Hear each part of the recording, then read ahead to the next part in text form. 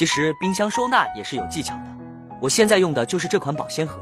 朋友都说我家冰箱干净又整洁，平时放一些刚买回来的蔬菜水果，真的是省时省力又方便。上边还有一个表盘记录存放时间，密封性也很好，冷冻冷藏都能放，冰箱里放了什么一目了然，拿取的时候也特别方便。宝宝奶瓶材质特别厚实，盖子上还有凹槽，方便叠放的同时也方便打开，而且所有冰箱都适用。趁直播间有优惠，快来看看吧。